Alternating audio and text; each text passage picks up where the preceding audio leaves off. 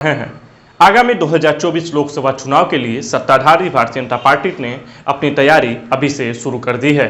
कहते हैं कि दिल्ली का रास्ता यूपी से होकर जाता है। ऐसे में भाजपा का मुख्य फोकस यूपी के सभी 80 लोकसभा सीटों पर है।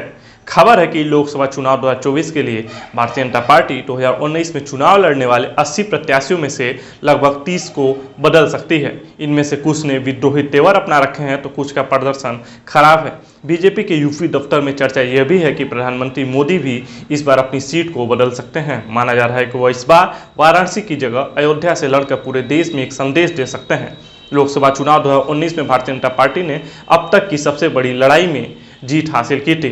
बहुजन समाजवादी पार्टी, सपा और राष्ट्रीय लोकदल का गठबंधन हुआ था। यूपी के कई दलों के बीच महागठबंधन होने के बावजूद भारतीय जनता पार्टी ने कुल 80 में से 64 सीटों पर जीत हासिल कर ली थी। 16 सीटों में भाजपा को हार का सामना करना पड़ा था। 2019 के लोकसभा चुनाव में 10 पर बसपा, इसके बाद उपचुनाव में बीजेपी ने 2 और सीटें जीत लीं। भाजपा ने आजमगढ़ और रामपुर लोकसभा सीट पर उपचुनाव में जीत हासिल की। 2024 लोकसभा चुनाव के लिए भारतीय जनता पार्टी 75+ के फार्मूले पर चल रही है। इस लक्ष्य के कारण माना जा रहा है कि 2024 के टिकट बंटवारे में पार्टी बड़े बदलाव करेगी। भारतीय जनता पार्टी अपने गठबंधन के साथ 80 में से 30 सीटों पर बदलाव कर सकती है, जिसमें कई धुरंधरों की इस बार अपने टिकट से हाथ धोना पड़ सकता है। लखनऊ भाजपा कार्यालय में ऐसी चर्चा है कि प्रयागराज से रीता बहुगुणा जोशी का टिकट बचना इस बार मुश्किल है, क्योंकि उनके बेटे मयंक जोशी 2022 विधानसभा चुनाव से ठीक पहले सपा के खेमे में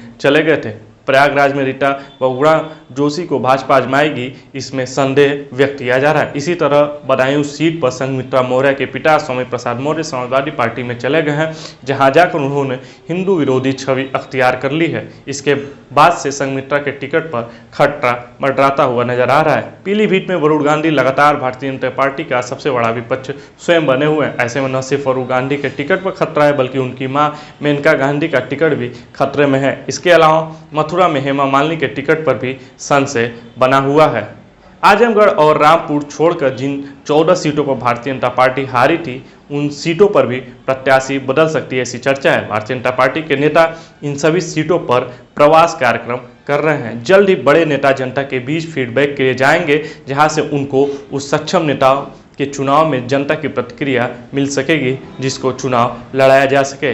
इसके अतिरिक्त चर्चा ये भी है कि हरियाणा में होने वाली संघ की जो बैठक है, उसके बाद यूपी संगठन में भी बड़ा बदलाव हो सकता है।